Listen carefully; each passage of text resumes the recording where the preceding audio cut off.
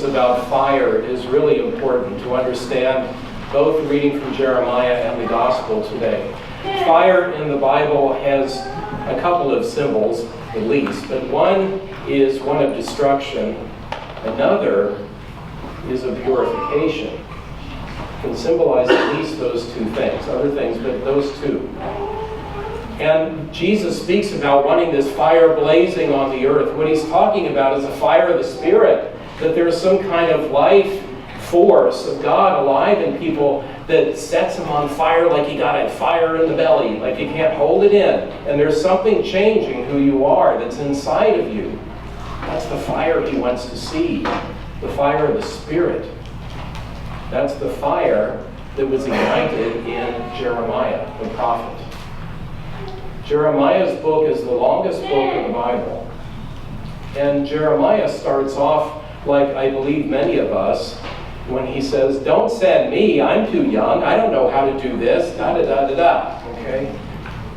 He's not the kind of person that enjoys being a prophet. He doesn't find it fun to go tell people how they should do things and how they should change. But it's a fire lit inside of him, and he can't stand it if he doesn't work with it. It compels him. And in the story of Jeremiah today, this is not too long after the death of King Josiah. King Josiah in Judah was one of the good kings. There were some, believe it or not. Okay? And Jeremiah sincerely mourned King Josiah, and his two sons then came to the throne, and his two sons weren't much to talk about. It's sad, really. And what they decided to do, these two sons of Josiah's, is let's get entangled in these foreign alliances. You know, there's Egypt over here and Assyria and Babylon, and we'll get wrapped up with them, and then we'll sweep by. And Jeremiah keeps warning them, this is bad, bad politics. You're going to get burned. And this is why the princes want to have him killed. Because the king is trying to align with these foreign powers, and Jeremiah the prophet is saying, don't you do it. Big mistake. Well, he's demoralizing the people. He should be killed. So they want to get him killed. And so how they want to get him killed? What an awful thing. Throw somebody in the mud, in the cistern? Really? Ugh. Okay? And Jeremiah already will be beaten. At other periods of time will be put in stocks. He'll be exiled. I mean, this man is really roughed up a lot as one of the prophets. The prophets don't have an easy time. And they don't like their ministry in a way, if you will. They don't like it. They don't like being called to it. I said the other night at St. Clair's feast day, if you know somebody who enjoys being a prophet, they're a fake. Okay? This is hard stuff. Man, is it a hard ministry. It's guaranteeing you unpopularity, not popularity. Jesus knows this very well. He knows the prophetic tradition of ancient Israel. And he's preaching out of it. He's living it. And so when his disciples are with him and he's telling them this story today, I've come to bring division. Don't think that this is all Pollyanna. It's going to be nice. This is going to be tough. And if you're not ready for it, then get out of the boat. This is what it's about, being a Christian. It's not about having everybody agree with you and telling you you're wonderful. That would be nice, but that's an illusion because it's just nice. Jesus' prophecy is reality. Now, in this chapter of Luke, he's well on his way up to Jerusalem. And he knows what's going to happen in Jerusalem. He's not thinking, gee, I wonder if something bad will happen. He knows it will. And he's telling his disciples it will happen and it will be bad.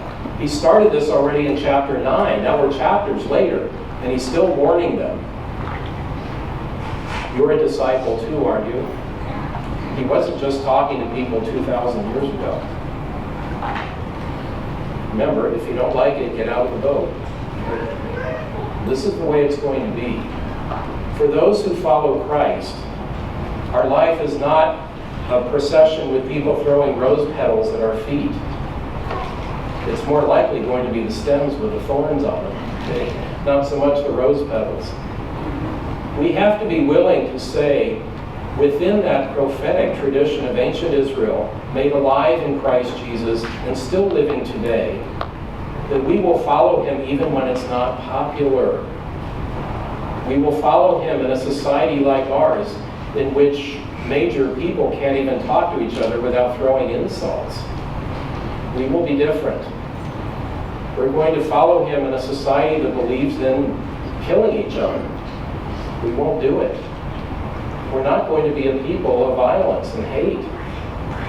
And we're called to change. This is a big thing about prophecy. It's one thing to say, gee, we honor the prophets.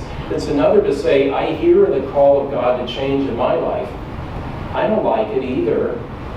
I think if any of you say, gee, I like being called to change, then I think you're lying to yourself. We don't. But we need that call. We need that prophetic push. Think of some of the things that happened in our national history. It's quite interesting. I was reviewing in my head the other day. I remembered, believe it or not, I do remember, 1965, the Civil Rights March in Selma, Alabama. They were coming up to a bridge, and they were peaceful. They were just coming to say, stop with the segregation. And what did they meet? Tear gas and clubs. That's what they meant.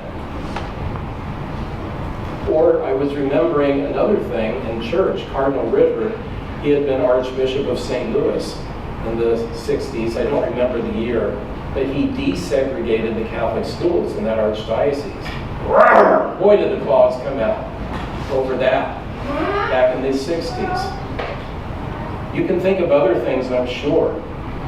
Maybe in your family history, but maybe in the United States history. What do those things tell us? They tell us that we can change, number one, and number two, that change is not popular.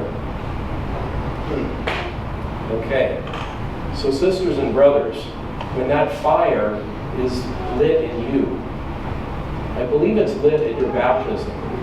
When you're baptized into Christ's priesthood, his prophecy, and his kingship. Remember that? You share in all three because of baptism. Today we're talking about the prophetic role. When you're called to announce how God's reign should come into this world, that's what a prophet does. How do you respond? Some people respond with a bonfire.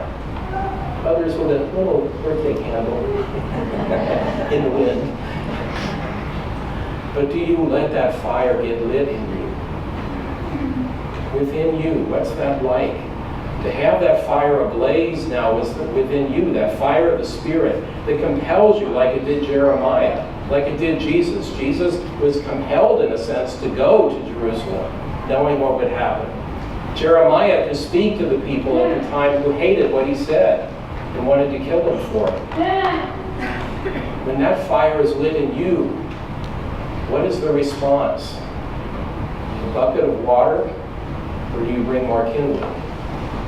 What's it going to be?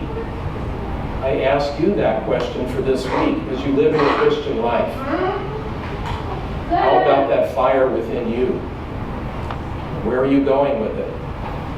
What will it cause you to do? Ask for grace.